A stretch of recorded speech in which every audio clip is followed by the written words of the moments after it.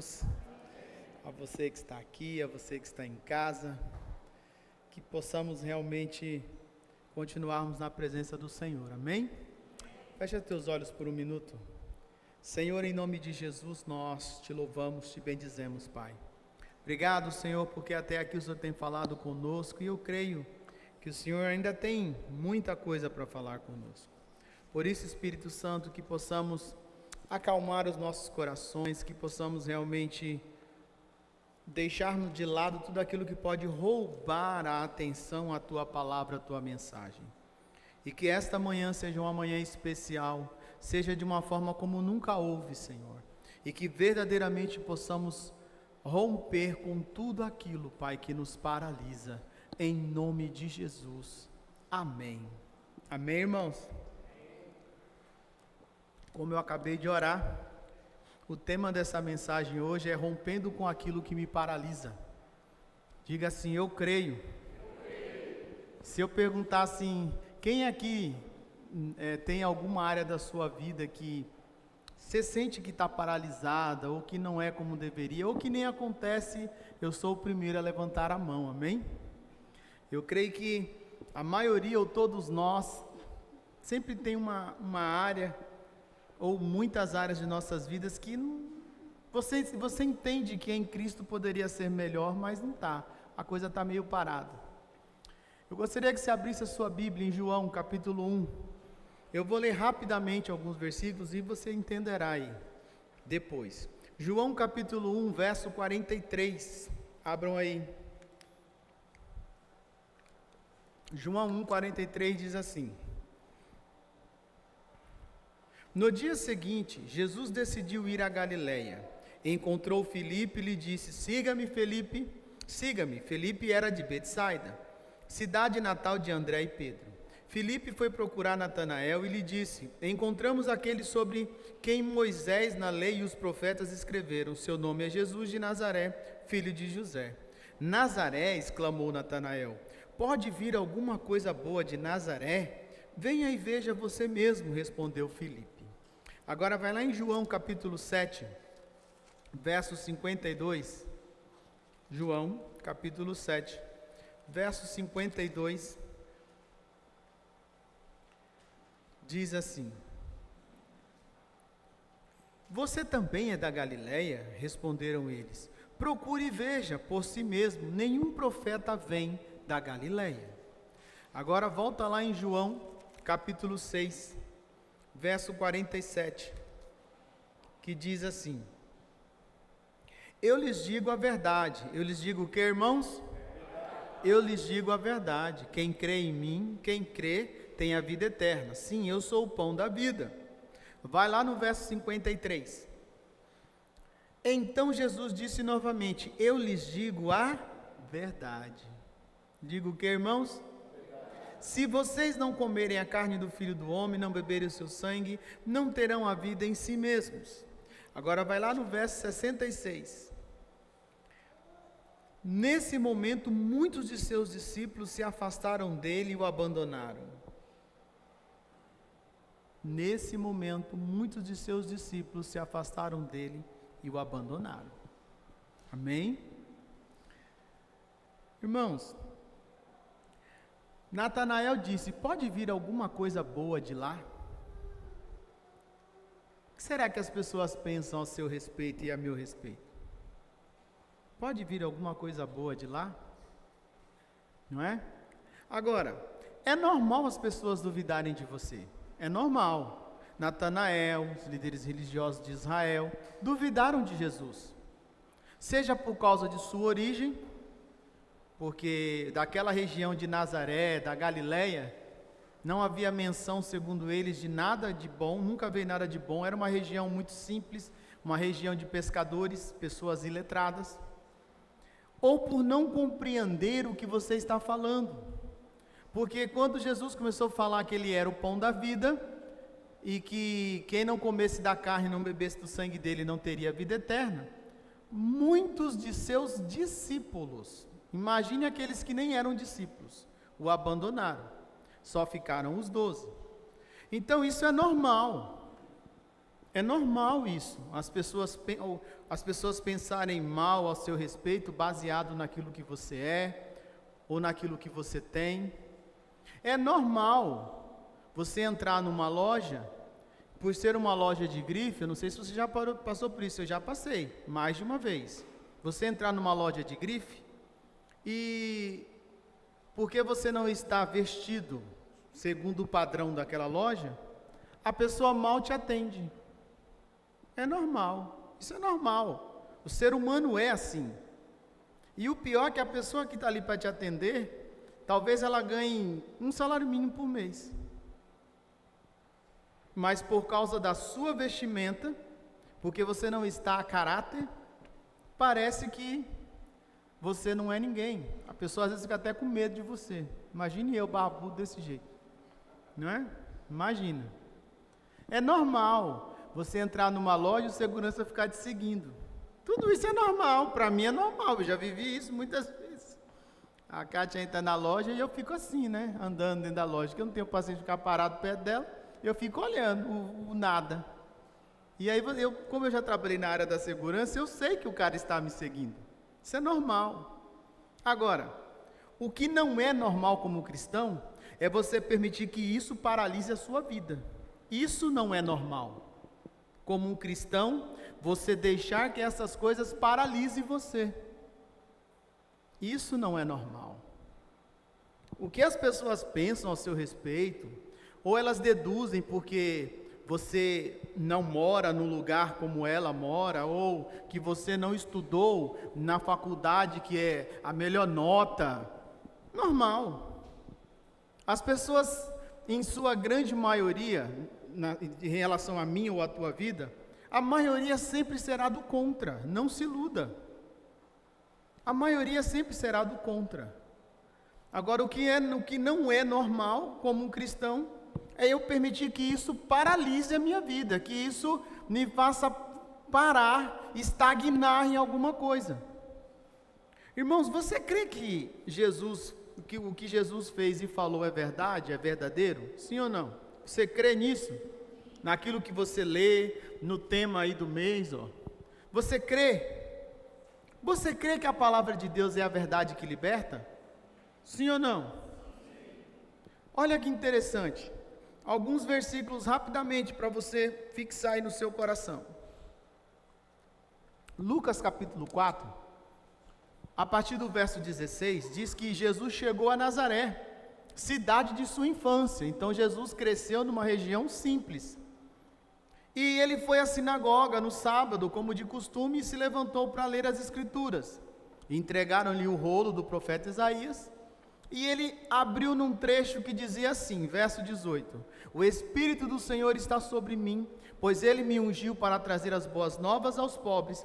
Ele me enviou para anunciar que os cativos serão soltos, os cegos verão, os oprimidos serão libertos, e que é chegado o tempo do favor do Senhor, ou do ano aceitável do Senhor.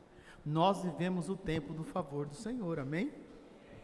Aí, o anjo diz assim para Maria, em Lucas 1,37, para Deus não há impossível. Paulo diz assim na carta aos Filipenses, capítulo 4, verso 13, tudo posso naquele que me fortalece. E essa expressão, irmãos, Paulo está expressando ali a força e a capacidade que o cristão encontra em Cristo, para enfrentar qualquer situação, porque a situação de Paulo não era das melhores naquele tempo quando escreveu essa carta.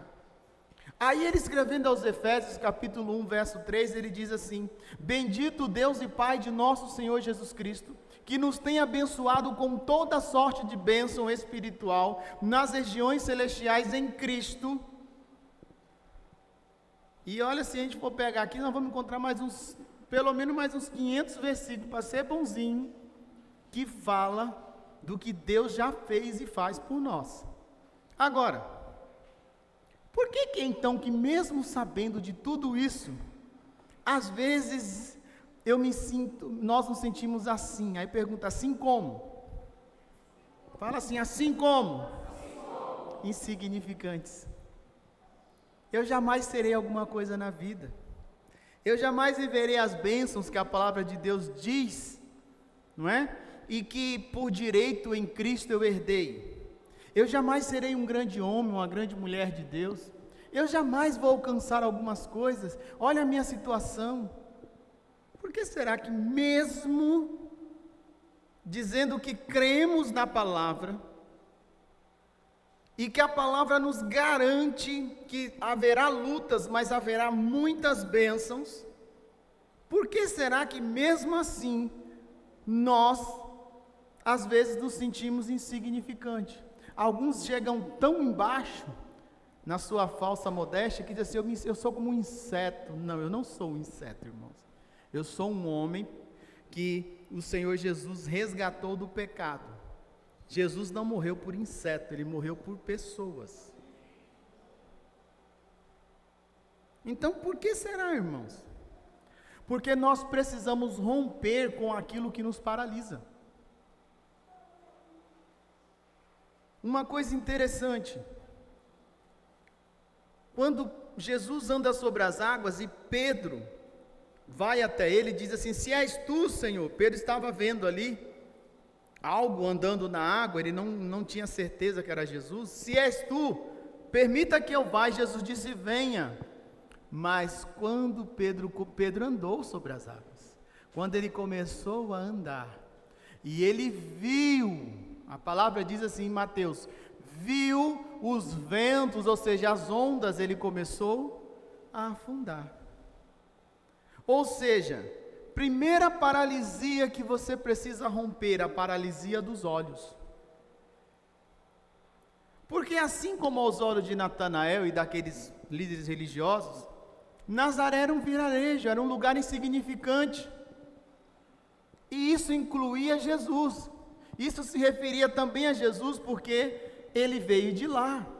E baseado nisso, no seu conhecimento humano da época, eles diziam a respeito daquele vilarejo que nada de bom poderia vir daquele lugar. Talvez muitos de nós aqui já vivemos outras religiões ou vivemos situações onde alguém olhou e disse assim, nada de bom vai sair disso daí. Isso aí a tendência é cada vez pior. Agora, quando falamos da paralisia dos olhos, irmãos, estamos falando do conhecimento humano, amém? Daquilo que você tem os seus olhos físicos, tem o conhecimento humano, então você está vendo que essa parede aqui é uma cor, não lembro mais nem qual é a cor, que é uma cor indefinida, mas vamos dizer que você está vendo que essa parede aqui é palha. E aí eu digo para você, não é palha, é azul. Mas você não está vendo que é palha? O meu conhecimento de cores diz que é palha, mas pela fé eu digo que é azul. Eles, pelos olhos humanos, tanto os mestres da lei, os sacerdotes, os religiosos da época, como Natanael, eles já julgaram que era impossível alguma coisa boa daquele lugar. E isso incluía Jesus. Agora, você tem que tomar cuidado, porque os teus olhos pode ser uma porta de entrada para a paralisia em sua vida, seja espiritual, emocional, física, financeira. Você tem que tomar cuidado, porque pode ser uma porta. Você não pode se deixar levar, deixar que o seu conhecimento humano, aquilo que os seus olhos mostram, o seu conhecimento empírico, alguma coisa assim, faça você acreditar naquilo que é humano e se esquece que o nosso Deus, Ele age no sobrenatural. Sabe aquela coisa de, talvez você já viu muito testemunho assim, do médico, a mulher engravida, vai no médico, aí o médico faz lá os exames, está tudo bonito, mas chega uma hora num ultrassom que ele fala, ó, esse feto é defeituoso, porque eles tratam assim, né? Não é uma criança, é um feto. Esse feto é defeituoso. Se você deixar ele nascer, ele vai nascer cego. É melhor você abortar. Porque o conhecimento humano daquele médico, e através dos seus olhos carnais, ele está dizendo, ele não está mentindo, ele está dizendo o que ele está vendo. É normal. O que não é normal é o cristão aceitar essas coisas. Isso não é normal. Isso não é normal. Então nós precisamos tomar cuidado, porque quantas pessoas que acontece isso, e quando a criança nasce, a criança é perfeita. A própria minha filha é isso. A minha esposa não sabia que estava grávida, tomou a injeção de rubéola, né? Rubéola. E você não pode tomar essa injeção se você está gestante, porque diz a ciência, 99% de certeza que a criança nascerá cega. Qual é o conselho do médico? Aborta. O que não é normal é você aceitar uma sentença dessa e não crer no que Deus pode fazer. E ela nasceu perfeita. Então, irmãos, a gente precisa tomar cuidado, porque enquanto você viver baseado naquilo que você é capaz de fazer, por causa do seu conhecimento humano, dificilmente você alcançará patamares maiores na sua vida. Porque a não ser que você nasça, como diz o mundo, né, num berço de ouro, ou seja, nasça já na realeza, e isso é privilégio de poucos, mas muito poucos nessa terra. Se você olhar a quantidade de histórias, de testemunhos de pessoas que vieram do nada e hoje criaram grandes patrimônios, é muito. Então, o que você não pode é deixar que aquilo que você tem como humano, como certeza, que aquilo paralise a sua vida.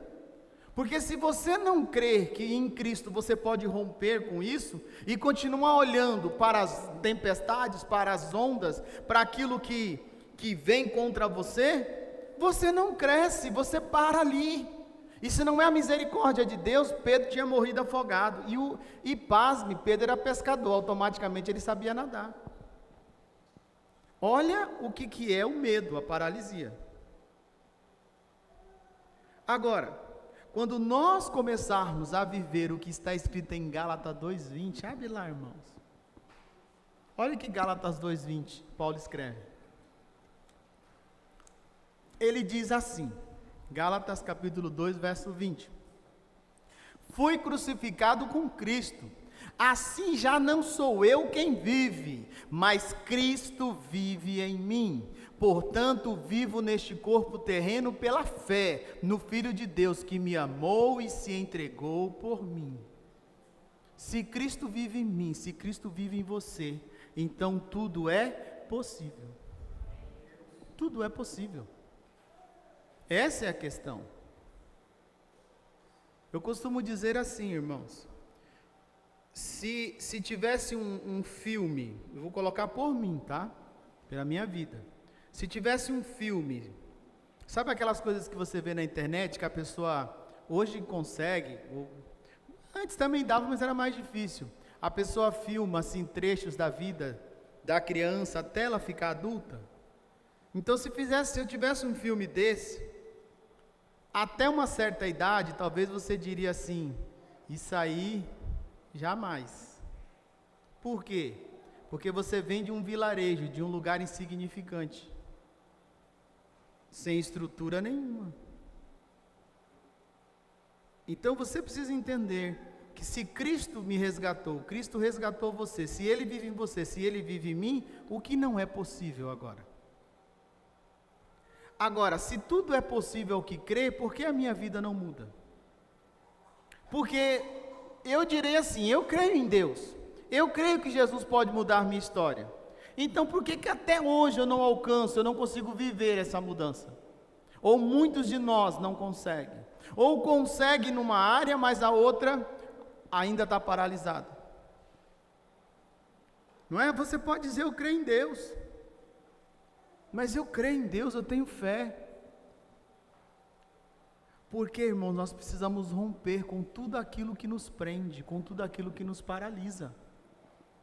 Você precisa romper. Existem situações que você tem que ter a atitude de dar o primeiro passo.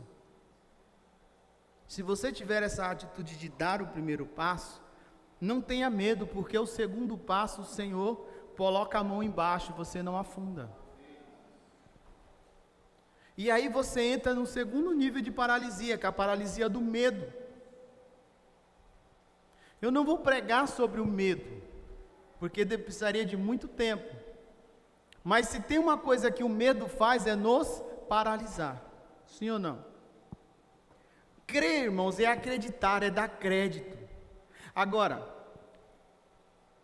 vai lá em primeiro livro dos Reis, capítulo 17, verso 13. Uma história muito interessante. Que se você não romper com o medo, com aquilo que te paralisa, você não viverá algumas coisas. E não é porque Deus não quer, é porque você precisa romper. O que Deus faz pelo seu Santo Espírito em Cristo Jesus é te ajudar a romper. Mas você tem a sua parte, você precisa realmente dar um passo de fé. Primeiro livro dos Reis, capítulo 17, verso 13, diz assim: Elias, porém, disse: não tenha medo. Não tenha o que, irmãos? Faça o que acabou de dizer, mas primeiro faça um pouco de pão para mim. Depois use o resto para preparar uma refeição para você e seu filho. Pois assim diz o Senhor Deus de Israel: sempre haverá farinha na vasilha e azeite no jarro, até o dia em que o Senhor enviar chuva. Ela fez conforme Elias disse. Assim, Elias, a mulher e a família dela tiveram alimento para muitos dias.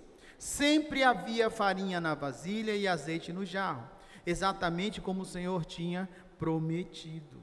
Amém? Aqui é a famosa história da viúva de Sarepta, né? E olha que coisa interessante. Se tem uma coisa que assola os dias de hoje, é o medo na questão financeira, sim ou não? A instabilidade do país, aí vem os economistas falando da instabilidade econômica, jurídica, enfim, é uma linguagem que às vezes a gente nem sabe o que eles estão falando, mas eles estão falando. E o problema é que quando há esse tipo de dificuldade, principalmente na área financeira, ou algo parecido,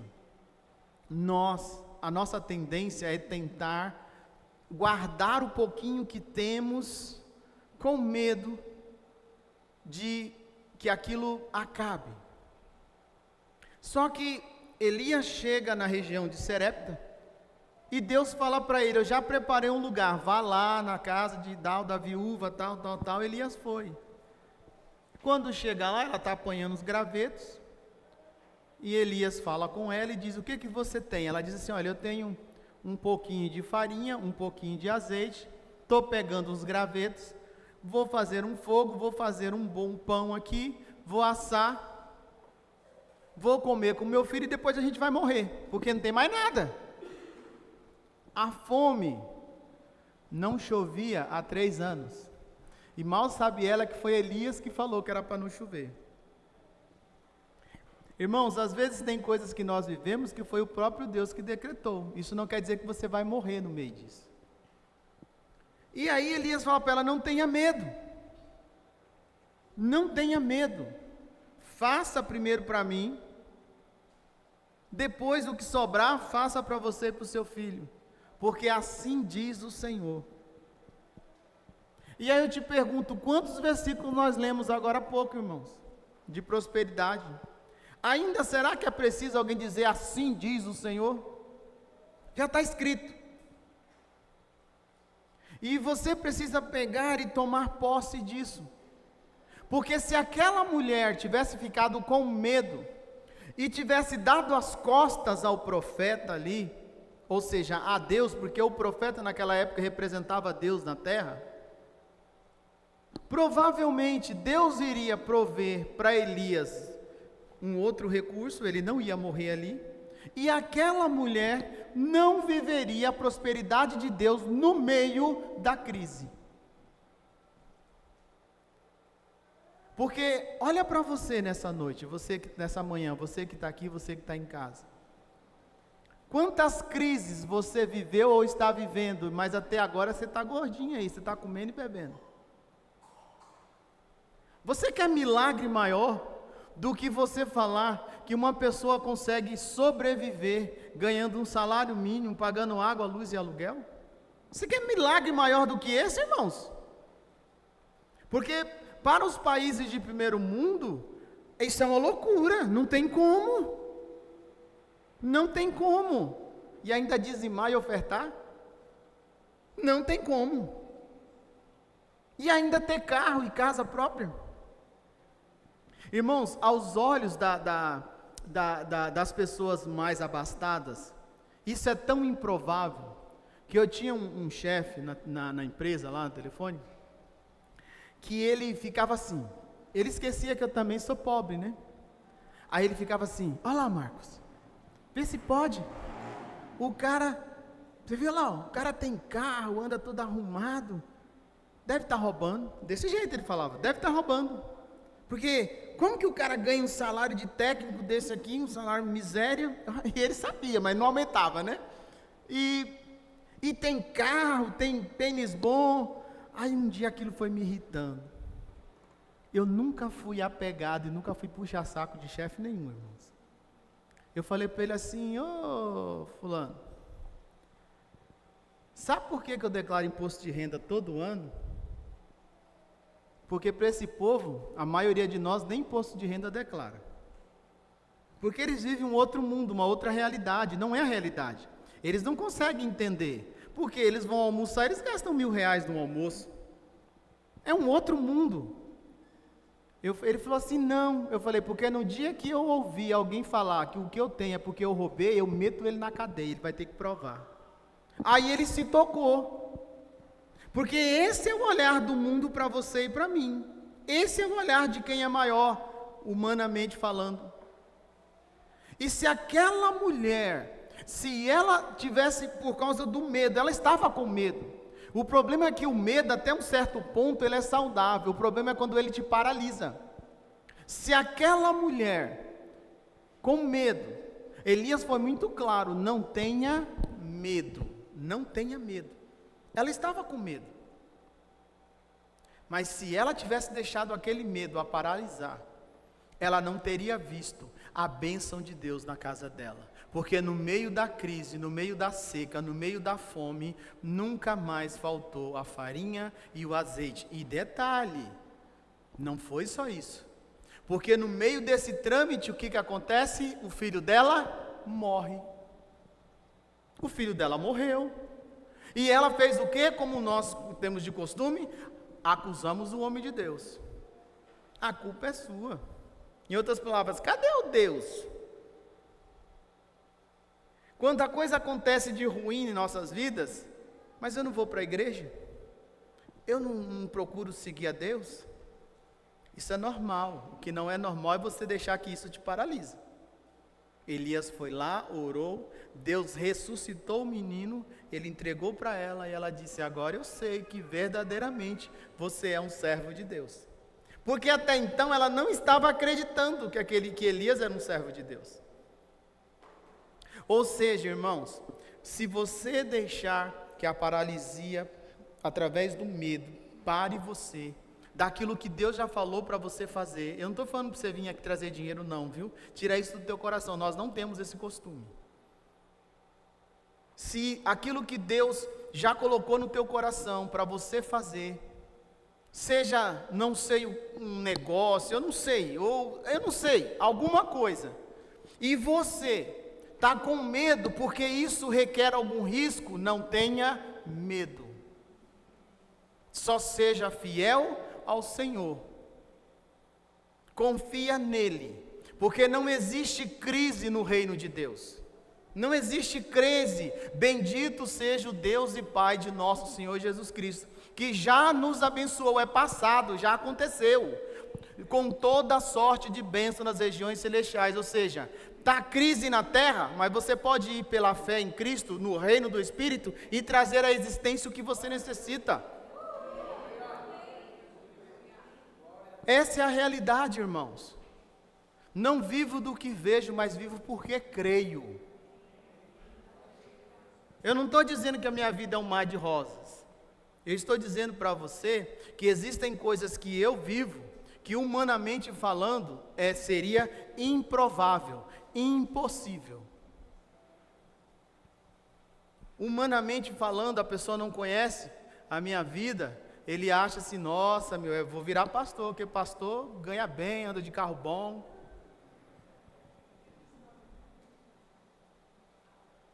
Aquilo que é impossível para Deus não é nada. Então não permita que o medo impeça você de alcançar o que Deus te prometeu. O que Deus está falando para você. Seja na área física, seja na área espiritual, emocional, seja lá qual for, se Deus fez uma promessa a você, não tenha medo. Somente caminhe sobre essa promessa. Somente espere o tempo. A palavra foi clara de Elias: enquanto essa fome, essa seca, o que você quiser chamar, durar, não faltará a farinha e o azeite. Não faltará. E nem carne seca. Irmão, se eu for contar testemunhos aqui, na verdade daria para escrever um livro só de testemunhos. Que eu, minha esposa, que a minha família viveu. E vive. Então você precisa entender que você não pode deixar que o medo paralise você. Não permita isso. Rompa. E talvez alguns já experimentaram um pouco disso. De fazer algo que era improvável e falar, meu Deus, e agora? E no segundo tempo do jogo, nos 45 minutos, na prorrogação de 2 minutos que o árbitro deu, marca o gol. Porque é improvável, né? Você olhando para o jogo de futebol, o time está lá ganhando de 1-0, e o outro time precisa fazer 2 gols, você nunca viu isso em futebol. Faltando 2, 3 minutos para acabar o jogo, o time vai lá e vira. É improvável, é impossível. Mas enquanto há vida, há esperança. Como diz no futebol, enquanto o jogo só acaba quando o juiz apita. E o juiz ainda não apitou ao meu fim e o teu fim nessa terra. Não acaba. Então, irmãos, nós precisamos entender que não são as crises que impedem o meu crescimento, mas é o medo de romper diante das crises e viver o que Deus me chamou para viver. É isso que emperra a minha vida. Não é o país que fará você prosperar, mas é Deus. Então não importa se você vive no Brasil, se você vive nos Estados Unidos, se você vive na Europa, não importa. Se Deus estiver com você, você rompe. Não importa. Mas nós ficamos tão presos a esse medo nas questões financeiras, que é uma outra mensagem, né? Mamon, Jesus chama Mamon de Senhor, de Deus. E por mais que eu e você negue, Mamon dita as regras da minha e da tua vida. Mamon diz para você até quantos filhos você pode ter hoje. Se você tiver mais que tantos filhos, você não vai conseguir mantê-los. Mamon diz tudo e você obedece. Porque Mamon é o sistema financeiro do mundo. Então você precisa entender que não é nada disso, mas é Deus. Não é o lugar, é a fé, é Deus em você que faz você romper. Que crise nenhuma pode fazer com que você não cresça. O problema é que o medo me faz entrar numa concha e me fecho ali dentro e fico esperando aquilo passar. O problema é que às vezes não passa, ou quando passa, mas tudo que eu tinha também foi junto. Então não tenha medo de dar um passo. Consciente, com fé, orou, jejuou, Deus falou, não tenha medo, porque o Senhor honrará, o Senhor respaldará o que você está fazendo. Agora, se purifique, se santifique. Vivemos um tempo, por que estamos falando de jejum, irmãos? Porque vivemos um tempo onde as pessoas querem tudo de Deus, mas não querem viver como Cristo viveu nessa terra, puro, se santificando. Entenda, a promessa vem, mas existe a minha parte. Deus disse, Josué, atravessa o Jordão, porque você vai começar a conquistar a terra que eu prometi a Moisés e ao povo. E aí Josué, todo cheio de fé, mas antes disso o que foi que ele diz para o povo? Purifiquem-se, se santifiquem, e amanhã vocês verão o que Deus fará no meio de vocês. E aí se purificaram, se santificaram, e quando os sacerdotes, levando a presença de Deus, pisou na água, a água se abriu. Parecia que tinha vencido, atravessa, se dá conta de uma muralha. Calma, Josué, tranquilo, não tem muralha que eu não destruo. Então o que você não pode deixar é o medo te paralisar. E não te deixar romper nos seus sonhos, naquilo que você tem como projeto de vida, naquilo que Deus já colocou no seu coração. Irmãos, o medo paralisa, o medo me faz até negligenciar até a minha fidelidade com Deus. A gente precisa tomar cuidado com isso. Agora, existe um terceiro tipo de paralisia, e aqui nós vamos para o final, que Deus me deu o nome assim, paralisia do vitimismo. Essa é a pior que existe. Porque nem Deus falando você quer sair da vida, do ouvido ao azar que você tem, mas nem Deus falando direto com você. Porque quando você acha que você é vítima, então você não quer mais nada, você quer que as pessoas te tratem como vítima e não como vencedor. São coisas diferentes. Nesse livro que eu escrevi, essa passagem aqui, ela está muito assim ampla. Aqui é só um resumo do resumo. João capítulo 5, verso 1 até o verso 9. Observe, irmãos, João capítulo 5, a partir do verso 1.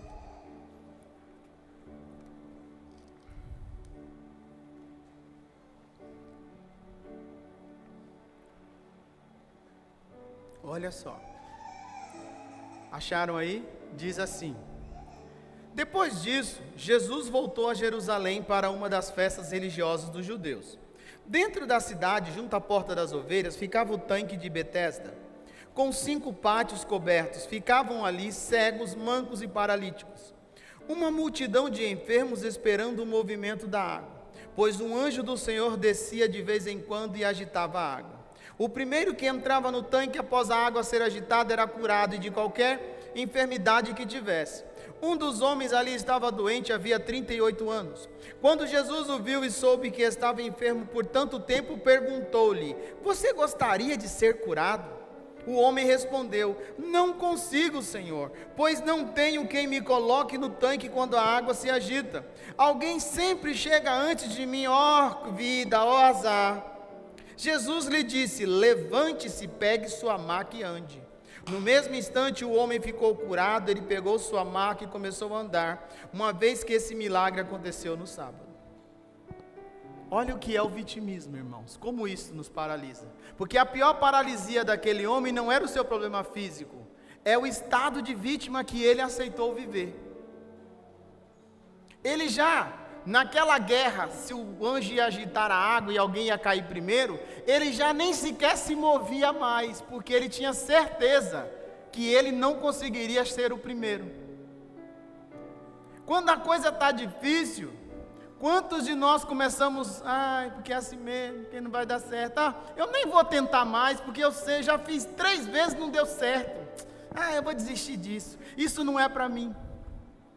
Mas quando alguém alcança, você fica, tá vendo? Por que fulano e não eu? Diz a história, né, irmãos, que os grandes cientistas, os grandes inventores da Terra, testaram centenas e milhares de vezes a sua experiência, até dar certo. E diz a Bíblia que batei, batei, abri-se-vos-á. Pedi, pedi, dar-se-vos-á. 38 anos naquela situação, por quê? Porque a sua esperança baseava-se em algo que nunca acontecia, entrar primeiro no tanque. Muitos de nós não vivemos o que Deus disse que viveríamos, porque a nossa esperança, não é? Baseia-se em algo humano. Ficamos confiando que alguém irá resolver, irá me ajudar. Irmãos, Deus pode usar alguém que pode não usar ninguém. A tua fé tem que estar centrada em Cristo. Ele é a verdade absoluta. Ele é o caminho, a verdade e a vida. O ladrão vem para roubar, matar e destruir, mas ele veio para te dar vida e vida em abundância. Então, quantas vezes estamos como aquele paralítico, irmãos, parado, esperando que alguma coisa aconteça, acomodado, e confundimos esse estado de acomodação com fé. Não, eu não tô, mas eu acredito que se Deus quiser, Ele pode fazer, mas você não se mexe mais. Diz o mundo que jacaré que não anda vira bolsa, irmãos, e água parada vira pântano. Você não se mexe mais. Você fala que quer, a sua alma diz que quer, não é? Mas o seu corpo não se mexe mais. Quando Jesus chega próximo daquele homem e pergunta: queres ser curado? Ao invés de ele gritar sim, ele começou a se explicar. Eu quero, mas eu não tenho ninguém para me colocar no tanque. Mas foi isso que Jesus perguntou para ele, irmãos? Foi isso que Jesus falou para ele assim: você não foi curado porque ninguém te ajuda? Não foi isso, não foi. Não é? Ele perguntava o quê? Jesus não perguntou para ele se ele tinha pecado, se aquela paralisia, aquele problema aconteceu porque ele era teimoso, porque ele era cabeça dura. Jesus não perguntou nada da vida dele. Nós às vezes queremos explicar demais o que não tem explicação, porque milagre não se explica, milagre se vive. Se explicar não é milagre, é cura. Milagre não se explica, irmãos, milagre se vive. Diz quem foi que fez, ele é um impostor. Se ele é impostor, eu não sei, eu sei que eu era cego e agora eu vejo. Milagre não se explica, milagre se vive. Se explicar não é milagre. Jesus só perguntou o seguinte: quer ser curado? Sim ou não? Só isso. Só isso. Ou sim ou não.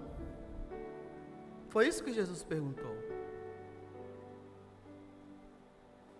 Consegue pôr o testemunho aí? Não foi combinado, mas já que veio um bilhete aqui, está dentro disso que nós estamos falando. Presta atenção, irmãos. Porque Jesus faz a mesma pergunta para você hoje. Você quer ser curado daquilo que está te paralisando? Sim ou não? A mesma pergunta. Não se preocupe em ficar se explicando, só se preocupe em viver o milagre. Esse testemunho fala sobre isso, amém? Escuta ele, depois a gente termina.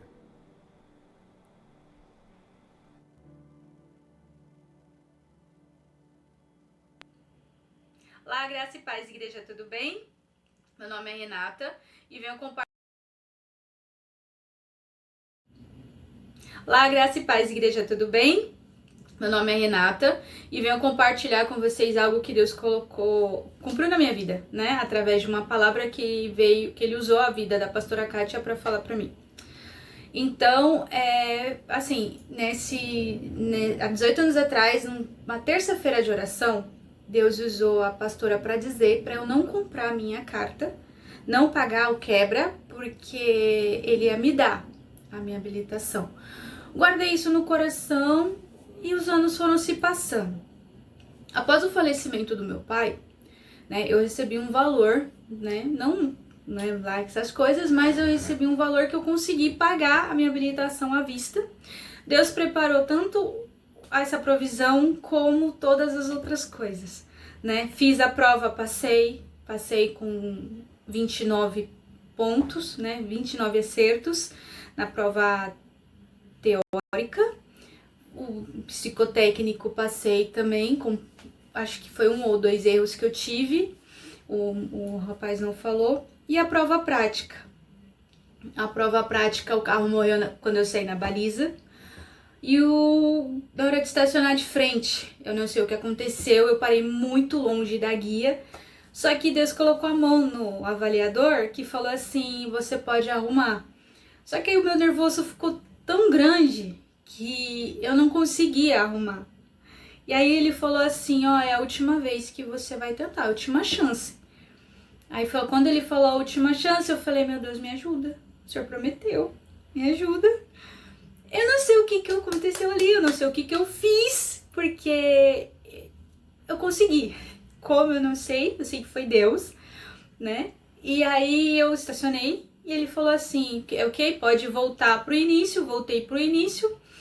E ele falou, você só tomou 3 pontos porque o carro morreu e eu sem querer bati no limpador de para-brisa e a gente não conseguiu fazer o negócio voltar a funcionar, a parar.